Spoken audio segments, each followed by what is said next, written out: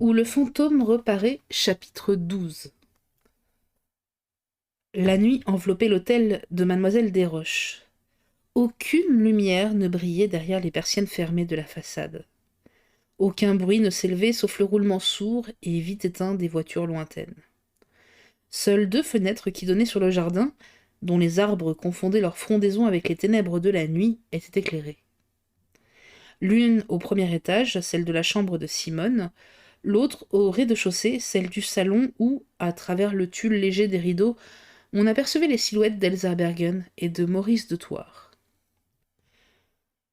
Ceux-ci venaient seulement de quitter Simone qui, après une très mauvaise journée, s'était enfin assoupi. Maurice de Thouars semblait particulièrement nerveux, agité. Un geste d'impatience lui échappa, et il grommela avec un accent de colère qu'il contenait avec peine. « C'est trop, je n'en puis plus !» Monsieur de Thouars, reprenait la Scandinave avec calme, voulez-vous me permettre de vous donner un conseil ?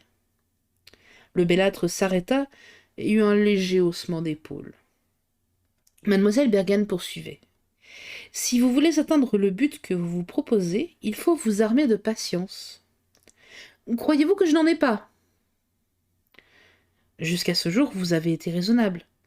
Eh bien, continuez. Mais je suis à bout. Faites appel à votre sang-froid. J'ai l'intime conviction qu'un jour ou l'autre, jour peut-être plus rapproché que vous ne le pensez, Simone ne manquera pas d'établir un parallèle entre celui qui lui a refusé de partager sa vie et celui qui s'est fait son véritable esclave. Son esclave, répétait Maurice de Thouars. Vous avez bien dit le mot. Et, complétait Elsa Bergen, je ne doute pas que la comparaison ne soit tout à votre avantage. Voilà pourquoi je vous dis patience. Continuez à vous montrer envers elle celui que vous avez été jusqu'à ce jour.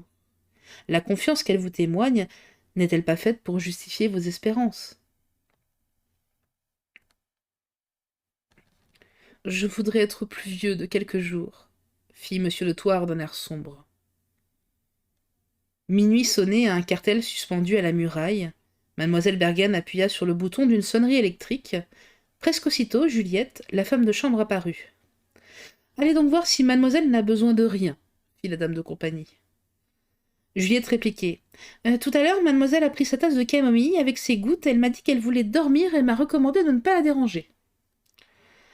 Allez, vous dis-je, ordonnait mademoiselle Bergen avec autorité.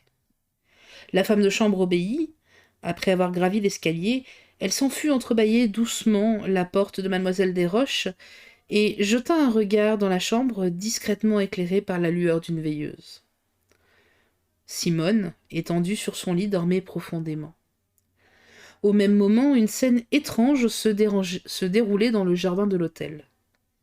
Surgissant d'un bosquet, une ombre se glissait derrière les arbres, et cette ombre était le fantôme du Louvre. Drapé dans son suaire noir, coiffé de son capuchon, sans paraître nullement inquiété par les lumières qui continuaient à briller à l'extérieur de la maison, il se dirigea sans hésitation vers la fenêtre du boudoir qui était restée entr'ouverte, l'ouvrit avec précaution, et sans provoquer le moindre bruit, avec une souplesse toute féline, il s'introduisit à l'intérieur de la pièce. Démasquant le volet d'une lanterne qu'il tenait à la main, il s'approcha à pas de loup du secrétaire dans lequel mademoiselle Desroches avait enfoui la correspondance de Jacques, introduisit dans la serrure un crochet de forme bizarre, le tourna et le retourna à plusieurs reprises, sans faire entendre le moindre grincement. Au bout de quelques secondes, le battant cédait. Alors, avançant la main, le fantôme s'empara des lettres que Simone avait déposées sur une planchette, lorsqu'une voix qui s'élevait dans la pièce voisine le cloua sur place. C'était Juliette qui revenait annoncer à Elsa Bergen. « Mademoiselle repose et je n'ai pas voulu la réveiller. » Toujours à pas feutrés, le fantôme se dirigea vers la fenêtre. Mais dans sa retraite, il heurta un petit meuble qui tomba en entraînant une potiche qui se brisa avec fracas. Dans le salon, surpris par ce tapage intempestif, Maurice de Thouars, mademoiselle Bergen et la femme de chambre, qui allaient se retirer, eurent un sursaut simultané. « Il y a quelqu'un dans cette pièce !» fit la Scandinave tandis que monsieur Maurice de Thouars se précipitait vers la porte du boudoir et l'ouvrait toute grande. Un cri lui échappa. Il venait d'apercevoir, éclairé, trahi par la traînée lumineuse que projetait le lustre du salon, le fantôme en train d'escalader le rebord de la fenêtre. Courageusement, il s'élança vers lui et, pas assez vite cependant, pour entraver la fuite du mystérieux personnage. Ainsi que mademoiselle Bergen et Juliette qui l'avaient rejoint, il eut le temps d'apercevoir le fantôme se faufiler le long de la maison. Les deux femmes terrifiées eurent une exclamation d'épouvante. Monsieur de Thouars, sortant un revolver de sa poche, tirait une première balle dans la direction du fantôme, qui, traversant d'un bond une allée, disparut derrière un buisson rapproché. Le jeune homme se précipita au dehors, laissant seules les deux femmes qui, en proie à une vive frayeur, étaient restées figées sur place. Les chiens du voisinage faisaient entendre de furieux aboiements. Aux lucarnes des étages supérieurs, ces domestiques apparaissaient, brusquement réveillés dans leur premier sommeil. Monsieur de Thouars, décidé à ne pas laisser échapper le malfaiteur, s'approchait du bosquet dans lequel il l'avait vu disparaître, et tirait de nouveaux coups de revolver à travers le taillis touffu, où il supposait que le fantôme devait toujours se tenir caché. Le chauffeur, qui couchait dans une petite chambre attenante au garage près de l'atelier, accourait, simplement vêtu d'un pantalon et d'une chemise, et pénétrait dans le buisson avec monsieur de Thouars, sans y rencontrer d'ailleurs aucune trace du mystérieux bandit qui, une fois de plus, semblait s'être évaporé. Le jardinier, le valet de chambre, le cuisinier, qui était accouru, se joignaient à eux, improvisant une battue aux alentours.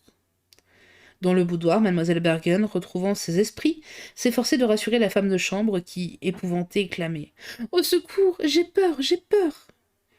Mais brusquement, la porte s'ouvrait, pâle, échevelée, la figure hagarde, tragique, en son déshabillé de nuit qui la faisait paraître plus pâle encore. Simone se précipitait vers Elsa Bergen et se réfugiait dans ses bras. D'une voix saccadée, avec un accent d'indicible épouvante, elle s'écriait « Fantôme, je viens de le voir de ma fenêtre qui traversait le jardin. » « Oui, c'est lui, répétait Juliette, prête à défaillir. « Calmez-vous, ma chère enfant, disait mademoiselle Bergen à Simone, tout en l'aidant à s'asseoir sur le divan. De nouveaux coups de feu retentissaient au dehors, des pas précipités se faisaient entendre dans le jardin, où dansait la lueur des lanternes qu'avaient allumées les domestiques. Les aboiements des chiens redoublaient, dominant par instant la voix de Maurice de Thouars qui ordonnait « Pierre, cherchez là-bas, près du mur. Vous, Louis, regardez dans les arbres. Albert, allez voir si la petite porte est ouverte. » Tremblante, fiévreuse, haletante, affolée, Simone, qui avait saisi la main d'Elsa et celle de Juliette, répétait en claquant des dents « Le fantôme, le fantôme !» Mais soudain, son regard s'agrandit encore. Il venait de se poser sur son secrétaire. D'un seul mouvement, Simone se leva, et avant qu'Elsa Bergen ait pu la retenir, elle se dirigea vers le meuble qui était resté entr'ouvert. Elle se pencha, chercha, et s'écria « Les lettres de Jacques! On a volé les lettres de Jacques !» La demoiselle de compagnie et la femme de chambre la reçurent dans leurs bras, sa tête se renversa en arrière, ses lèvres s'entr'ouvrirent pour exhaler une plainte, un sanglot. Maurice de Thouars réapparaissait, son revolver à la main.